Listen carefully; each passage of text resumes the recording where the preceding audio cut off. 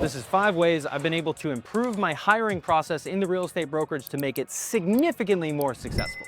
And for proof, across both the companies I operate, we've got about 50 employees, we've got 30 plus agents, and then if you include the contractors, the cleaners, the people that come and go periodically every week, we have roughly 100 people in the companies that I organize and manage. And before you ask, yes, I know all of their names, and yes, they all have my personal cell phone number. That's okay, that's the way we like to run it. It's not for everybody.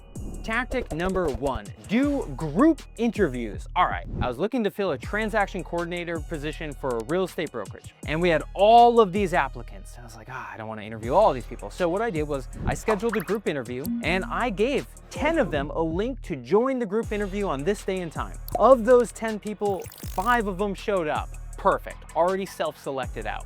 I asked all 5 on the same Zoom meeting, the same 5 questions. Hey, tell me about your experience. Tell me about this, tell me about that. And I asked each one of them a very specific question around documenting files as a transaction coordinator, a very niche thing that if they have experience, they should know about. But what was interesting, of the 5 people, one of them gave me an answer to an entirely different question. I was like, oh, okay. Another one could not give me a clear answer on anything and was clearly just making stuff up. The third one had rambled about like 5 different things to my one very focused question. And then 2 of them gave a very specific answer of how they would solve that problem. And so what I very quickly realized was, okay, these 3 people aren't as experienced as they say they are, and these 2 are much more experienced. And so within 15 minutes, I was able to narrow my list of interviewees from 10 people to 5 down to a solid 2 people. And I did it quickly. Like normally, if I was to do one-on-one, it would take me hours, and then you're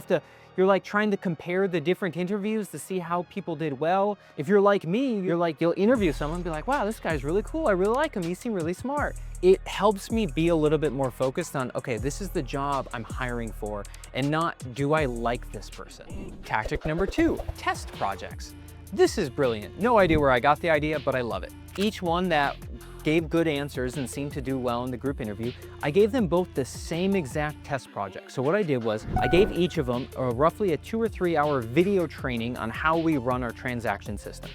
Then they were tasked with watching it, taking notes, preparing a PowerPoint presentation, and teaching us, like teaching our staff, what they learned. They both had like 24 hours to go through the 2 or 3 hour training to prepare a PowerPoint and get ready to teach it. And then when they got on the call on the Zoom to do the presentation, it was night and day difference between first the PowerPoint slides, how they looked. One of them she had clearly put in a lot of time making sure it was nice and clean and organized and really documented. And the other one, pretty much he just looked like he took screenshots, put it in ChatGPT, and it was just these run-on sentences.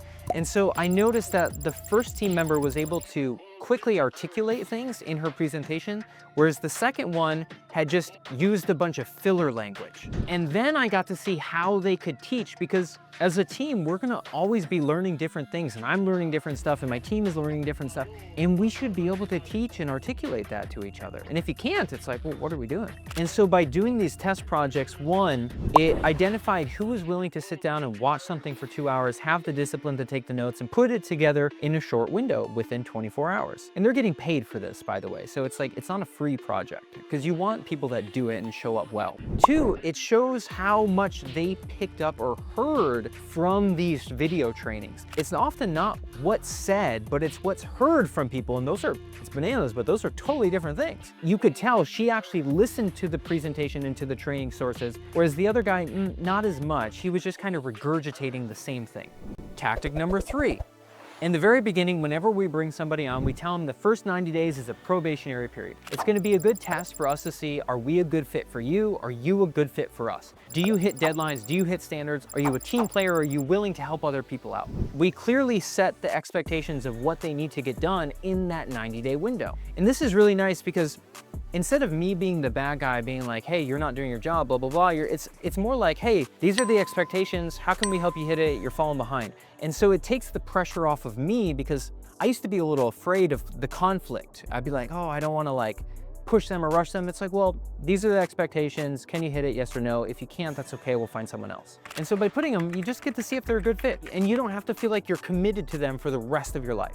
Tactic number 4 about hiring. It's not so much about the hiring side, but it's about keeping people in and giving them the opportunity to grow when they're here. We've always had an extremely aggressive PTO policy.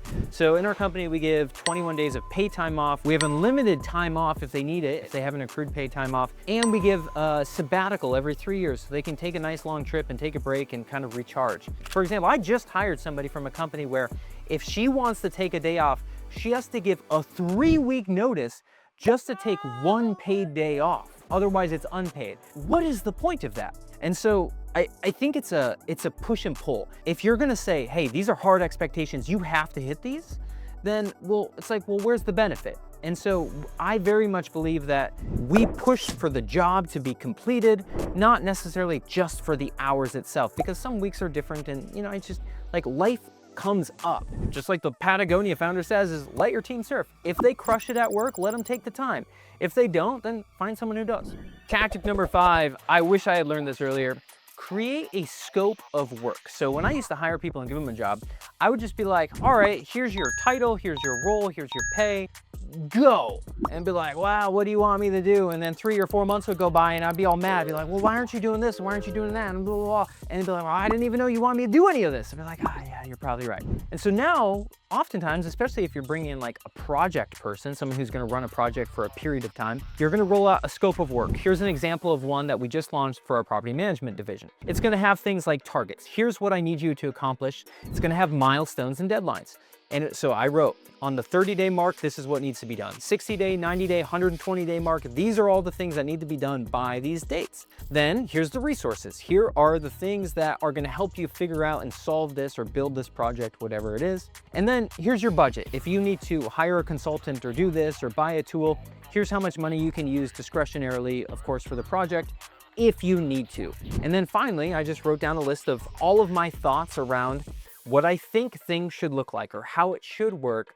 And then I presented this and I said to this team member, I was like, hey, Michael, here's the scope of work. Here's what we need done. Here's all the stuff, milestones, deadlines, budget, resources. Do you feel like you have a good handle on what can be completed? And he's like, yeah, absolutely. This is everything I need to accomplish this task. And so now the team member knows what success looks like. I've articulated what I expect from it.